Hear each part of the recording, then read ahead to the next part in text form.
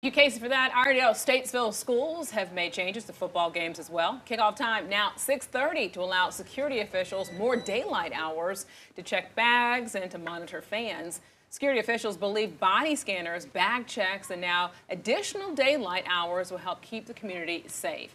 Chief Legal Analyst Khalif Rhodes here to be able to talk about this. My first question for you, Khalif, is, the schools taking these actions, is this legal? I think that's the question that when I saw this, would ask myself, and I could take it back to COVID. You're thinking about COVID when we shut everything down, and I think that was pretty clear. There was precedent there that the governor has authority for health reasons to shut down activities, congregations of a number of people, and so sporting events were shut down.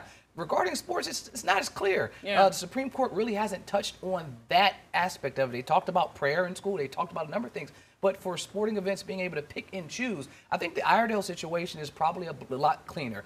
You shut down the whole event, no spectators, I get it. But where you're saying, okay, certain individuals can get in and certain can't based on age, based on if you purchase something in advance in a public forum, I think the courts have said that is a limited approach, that if it was a school function like coming into the building, yeah, you can stop that. But at a sporting event, I read a case out of the Second Circuit that said they didn't want to allow the school district to limit parents from coming to sporting events from folks from other different age brackets. And so I think it's a slippery slope where you're starting to say who can and cannot come into a game. I understand what they're attempting to stop. I just don't know if the law supports what they're attempting to do. So you mentioned that other case. What was the result of that case? And could there be precedent then with what CMS is trying to do? In law school, they talk about finding a case that's directly on point. And so this case is not directly on point. Why? Because there they talked about there was a past history, and they were trying to ban specific individuals. And that's why I think the court said, yeah, you can ban these people that had a past history from coming into the building.